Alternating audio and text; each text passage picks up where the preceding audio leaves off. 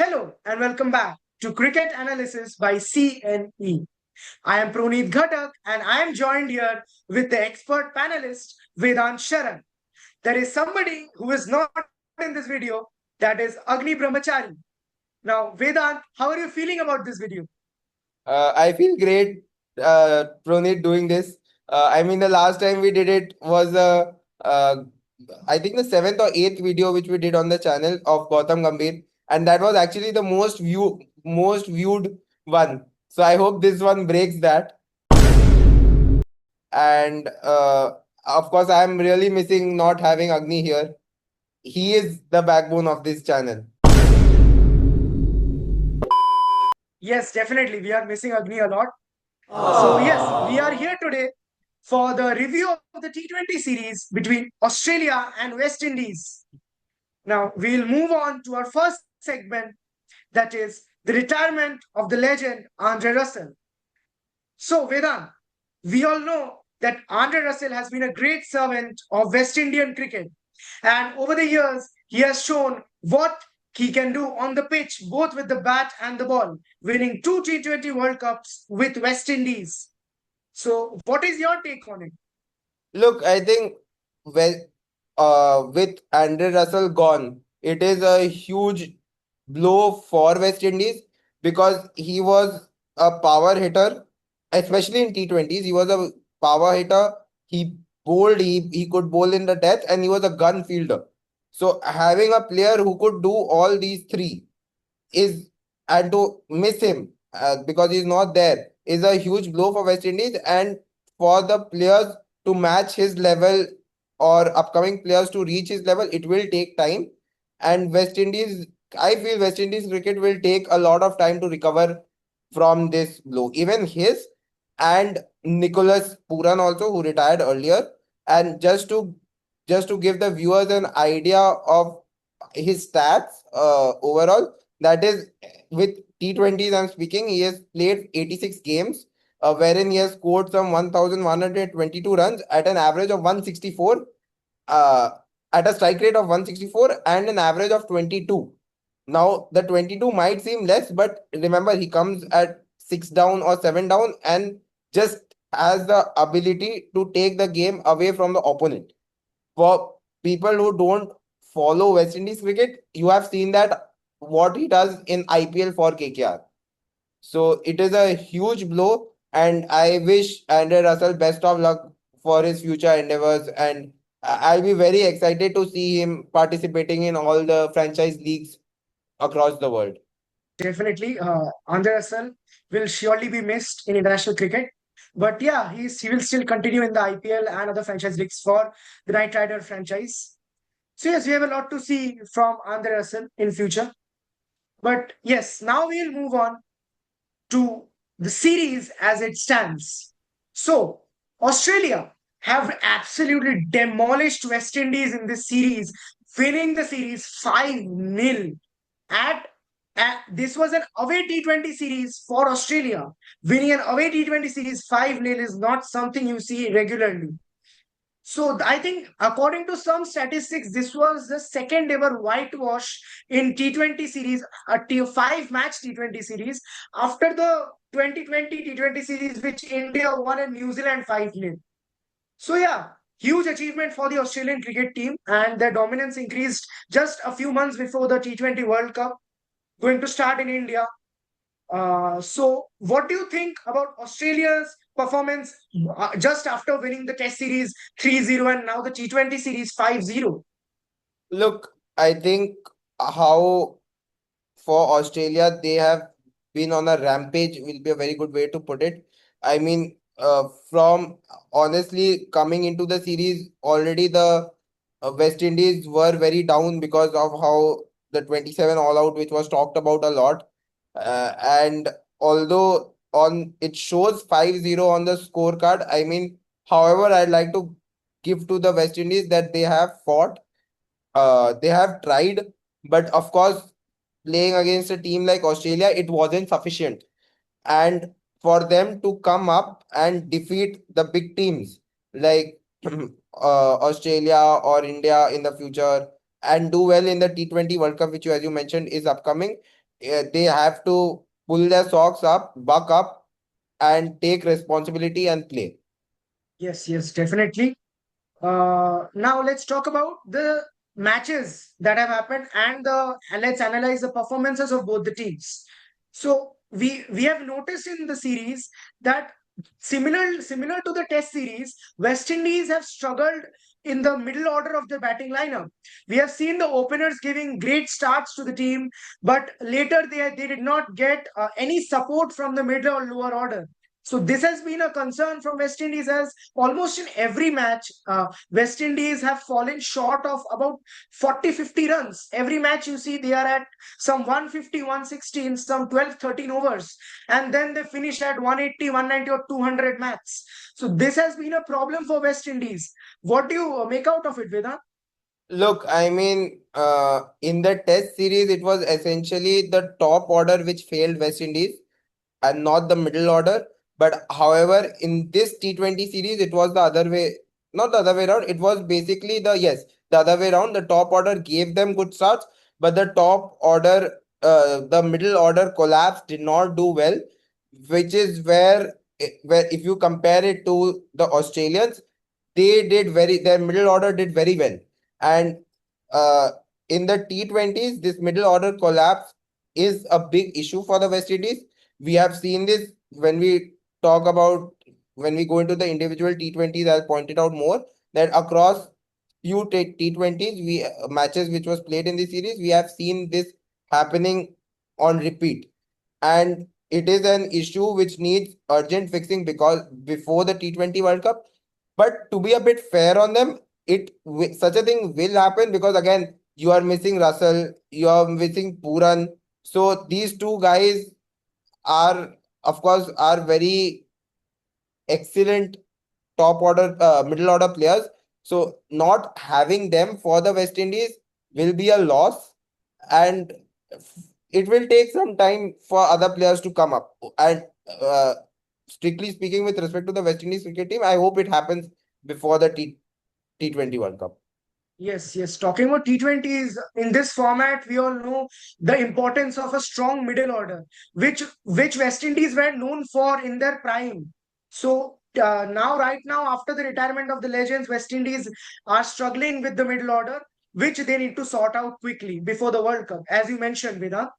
So if we look at the Australian batting lineup, if we compare them, then Australian batting lineup have been completely the opposite because we have seen in matches the top order has failed in quite few matches, but still the top order like Glenn Maxwell in two, three matches, then Josh Inglis, then we have seen Cameron Green. We'll talk about him later, but overall the batting performances of Australian team have been completely different because first of all, there is a very interesting take that Australian team has taken with the absence of Travis Head in this series, that they have sent out Glenn Maxwell to open the innings, which was very interesting, I feel. Is one of the greatest middle order batsmen, but he's sent out to open and he just goes out there smashing sixes and batting with a strike rate of 200 or gets out early. But yes, again, there are debutants in this series for Australia. Mitchell Owen, who has been excellent in this series. So I want your opinion, Vedant, number one, on the Australian overall batting performance, and number two, speak something about Mitchell Owen specifically. Okay, so look, Australia, of course, with Travis Head not being given a go, they have experimented a bit with their batting order. But I think to do it before the T20 World Cup actually makes sense. And uh, I mean, the batting order, the great thing with the West Indies batting order has been that in every match, different people have contributed. Like, I think in the fifth T20, at one point, Australia was 60 for 4. And from there, they scored a very huge total with the middle order scoring the runs. In some matches, the top order scored, Cameron Green being there, top order scored. So in different matches, different players of the top and middle order have taken responsibility, which is a good thing of this batting unit of the Australian unit. And I with my Michael Mitchell Owen debuting, I mean he was fantastic on his debut. He scored a 50 out of 27 balls, which and he did really well. And if you look at the way he was striking the ball, it showed that that guy is meant for international cricket. The way he was playing, it didn't seem like he was making his debut. And in the domestic circuit, he has played well. So, I mean, I'm very happy for him. Yes, yes, Vedant. Mitchell Owen announced himself in cricket by winning the maiden BBL title for Hobart Hurricanes, scoring a match-winning, or rather, I would say, trophy-winning century. From there on, he has been on a sprint, I would say, in every form of cricket. So yes, definitely. But after Mitchell Owen, somebody that needs to be talked about is Cameron Green. What a fantastic series did he have? He had a really good test series, first of all, coming back into international cricket, and then man of the series in the T20 format as well, scoring 350s and being the highest run scorer in this series. Cameron Green, we all know him for his IPL for performances mainly because he had a stint with Mumbai Indians in 2023, and later he was a part of RCB's exceptional comeback season in 2024. So he has proved himself in T20s a lot. Now in international format, he is again proving himself and being a strong contender for the T20 World Cup as well. What do you think about it, Vedant? See, I mean, again, with in if you look at T20s, guys, it is very important to have guys who can bat, bowl, and field. Like at least one or two of them who are really good at it.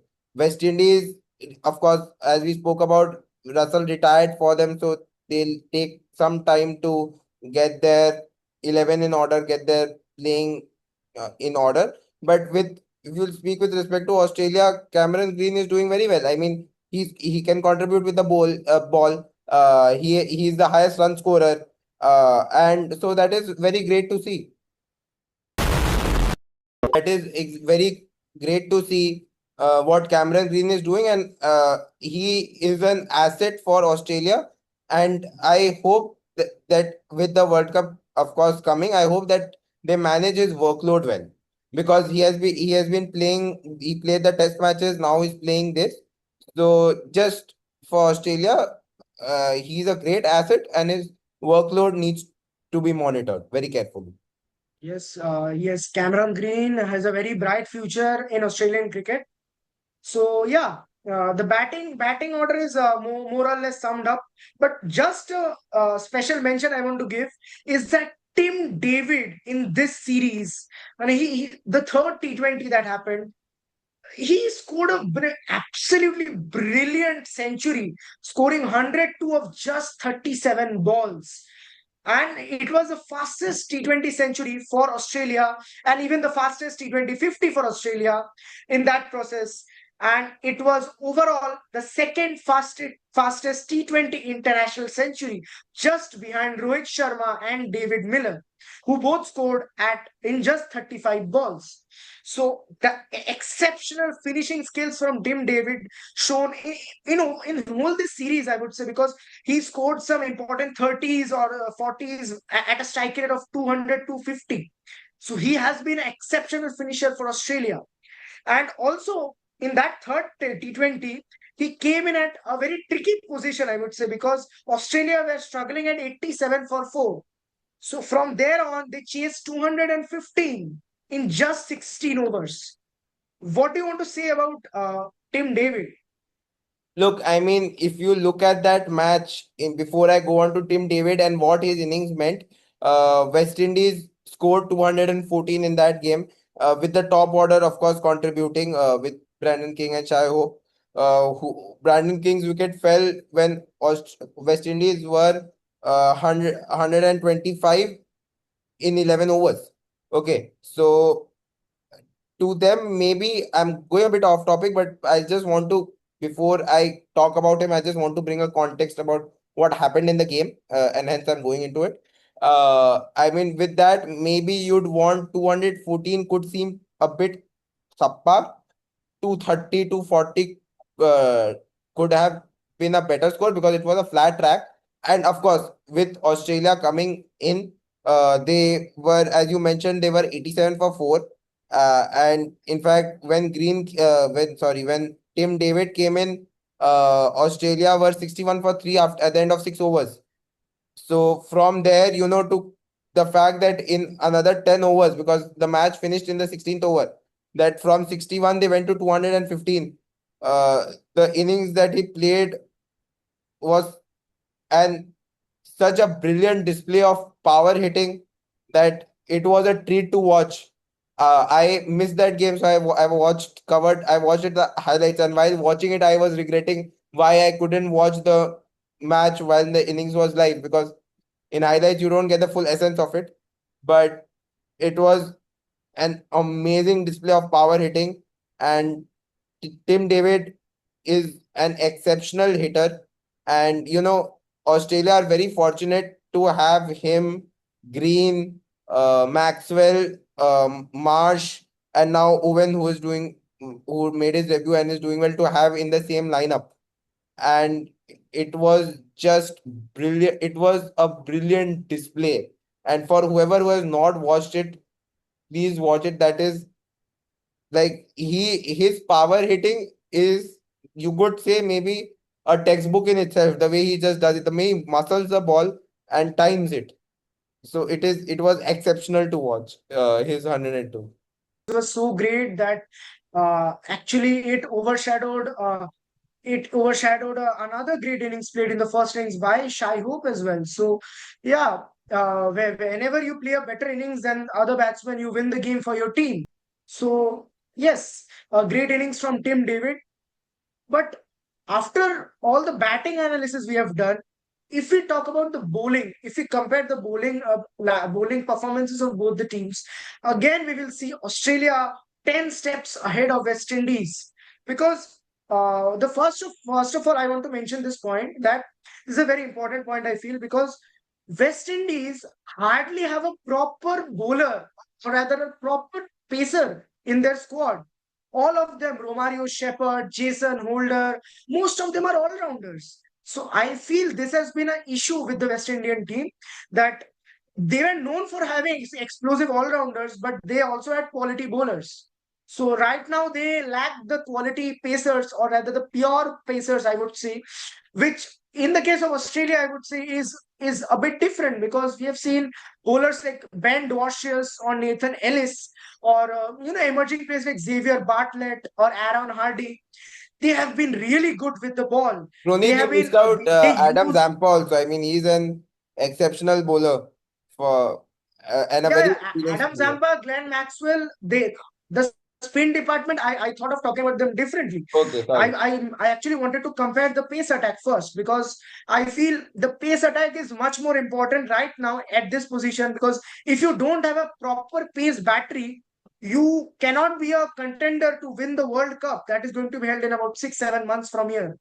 So yes, I would say that Ben Dwarshuis and Nathan Ellis have been excellent in death overs, which Yes. is a complete opposite case of West Indies. Also, they hardly have reached the death overs while defending the totals. So yeah, Vedant, what do you make of it? Look, I mean, with respect to the bowling, again, there is a saying: batters win you matches, bowlers win you tournaments. And I mean, if you go into a series without having a decent, even one proper bowler who's a all and out bowler, I mean, I'm essentially, in day one, one can say the team is going to lose, any team. So I think, with respect to that, or what West Indies lacked was having an specialist pacer and even a spinner for that matter. That especially the pacer part, they missed it. So that is something which they have to look forward to and play, which, might I add, they have done in the West Indies Pakistan series. Shamar Joseph has been added, and that was going to be my point, that you have to add Shamar Joseph. So they are trying to make amends for that. And again, look in the fifth test. test match, T20 cricket. We have covered so much of test match that I mean that is the first thing that comes out of my Yeah, mouth. Anyways, in the fifth T20, basically at one point Australia was 60 for 4. Then in the third T20 where Tim David he came in at 61 for 3. So in the 6 overs, from there in 10 overs, Australia scored 130, 140 runs. And that is where you require a specialist bowler to stop the flow of runs, to create pressure, which has lacked. I mean, West Indies, okay, the middle order has collapsed, and it is understandable since it is the first series without Russell, and of course Pooran not being there, and of course it is very big shoes to fill. So that is understandable, and I hope that issue is resolved. But I mean, the West Indies have got 200 plus scores, but they have not been able to defend it, and they won't be because you don't have a specialist bowler in your lineup. So that you have to add. So yes, that you are absolutely right that they have to add it. yes, definitely. Shamar Joseph actually in the squad would have helped them a lot because in the first T20, as you mentioned, he made a big difference. Yeah, Shamar So Joseph, Rooney, sorry, Shamar Joseph, and one more guy, Nathan Edward. I mean, he has been doing well in the domestic circuit of West Indies, and he's like a upcoming seamer. He's bit young, but the good thing about him, for people those who don't know about him, I mean, you could check on him. He's someone that over the past 2 3 years has been doing really well, and the good thing about him is that he can swing the ball both ways. So, I mean, of course, Shamar Joseph is there, Alzari Joseph is there, and Nathan Edward could also be tried out before the World Cup, could be given a go. So, yeah. yes, definitely. So yeah, the pace battery as we are talking about, Australia is way ahead in the case of pace, but I feel the spin department, Australia has one specialist spinner, and same goes for West Indies as well. They have Akil Hussain, and Australia have Adam Zampa. I feel West Indies are actually ahead in this case because Adam Zampa is an excellent spin bowler, excellent spin bowler in T20Is, but he often gets bashed a lot. He often gets bashed for 40, 50 runs in 4 overs. We have seen that a lot in his past few years. But yeah, he gets in a few wickets as well. On the other hand, Akil Hussain, I would say, Akil Hussain, since his debut, I would say he has been a uh, clutch spinner, I would say, because he can bowl in the power plays. Of course, he can bowl really well in the middle overs, and he has bowled a few times in the death as well. If I think I'm sure on this, but I think he has bowled a few times in deaths. So Yeah. Akil Hussain is a completely all-round spinner. So I think he needs to be nurtured well and more. But on the other hand, the West Indies have Gudakesh Moti sitting in the forming the benches. He had played a few matches, but he can be used as well. He has done well in test matches. So I feel he can be tried out in T20s a bit as well. You can try out, you can look at that option. So yes, definitely I feel West Indies don't have much to worry in the spin department. But yes, pace battery needs to be looked after a lot. They need specialist bowlers in the pace department. And yes, with that, the bowling analysis comes to an end. A very interesting fact, a very interesting thing I would say is happening in this series is that there have been 8 matches in this series, 3 tests and 5 T20s, and Australia have won all the tosses. So, do you think West Indies are some way trying to copy India's stint or break India's record of losing some 16, 20, 20,000 tosses in a row? I mean, see, look, it is very strange, but I mean, on a serious note, tosses are not in your hand. And I mean, uh, not more so in the T20s, but at least, in fact, even in the T20s, tosses are a crucial role because in all the matches in the Test series, if you see, Australia has batted first, West Indies were given to bat last. And when you bat last, the wicket change, I mean, the wicket becomes tougher to bat on, which we have seen.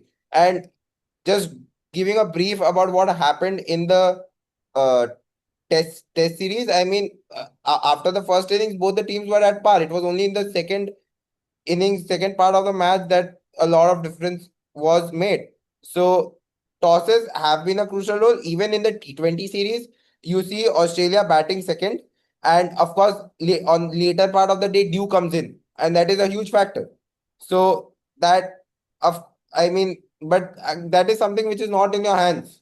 So it is strange with India also. They have been losing some 16, 17 tosses. They have lost right now. So on the trot. So it is strange. It plays an effect, at least in this series. I mean, when I say this series, I mean T20s and tests. It it has made a difference. And I would also say that if West Indies had won more tosses, maybe they could have won a few games here and there. Yes, tosses, as you mentioned, really play a crucial role.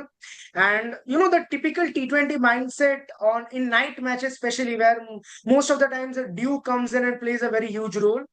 So a typical T20 mindset has been that to chase in night matches mostly, because chasing is really important in night matches as dew comes in the second part, and it becomes easier to bat and Bat hit on. Yes. big sixes as bowlers are unable to maintain the consistency Yeah. with the slippery ball.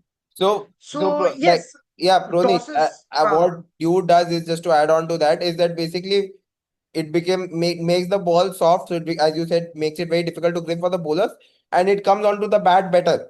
It skids and it comes on better. So then batting becomes easier under lights. So yeah, that is what I was saying. Yes, exactly my point. Yes, Australia winning the tosses have benefited them very well, and they have played their role as well and demolishing West Indies 5-0. So with that, our video comes to an end. Uh, saying byes right now, but I mean, we have more videos coming up. Proneet. I mean, you cannot say goodbye without me talking about the horrible fielding of West Indies. So just hold on to a bit. I mean, I was waiting for you to prompt me and where I can go on and on about the fielding. But again, let me do the honors. So No, I thought there was nothing to talk about because it has been such bad fielding. So I thought not to talk about it would not have made a difference. no, I mean the fielding made a lot of difference for West Indies. I mean, you can see West Indies have done well in bits and parts, but together as a unit in any match they have not been come together. Sometimes it is the batting which has disappointed them. Sometimes it has been the bowling which has disappointed them, and always it has been the fielding which has disappointed them. Always, that is the only constant with West Indies and the board issues. So West Indies fielding has been horrible to say the least. The amount of catches that they have dropped, I mean, please fix that. Time and again, there is a reel on our Instagram channel and YouTube also where I've said catches win matches. Please take the catches. Easier said than done, but please do it. Again, a reminder. And now you can go ahead and do the finishing honors. Yes. I think Vedant fielding has been an issue with not only West Indies but all the teams playing right now. We have seen in the Pakistan Sri Lanka series, sorry, Bangladesh Sri Lanka series, Yeah. and then even in the India England series, we have seen a lot of catches being dropped, and even in the West Indies Australia series. So catches are being dropped a lot in the series going on. So yes, they need to be looked after. I think the fielding coaches are not doing a great job. So yeah, a lot of chopping and changing needs to be going on in the fielding department. But yes, so finally I can say that today's video comes to an end, and keep watching a CNE as we have more content coming up. For now, bye bye. Vedant, Sharan, Proneet, Ghatak. Thank you.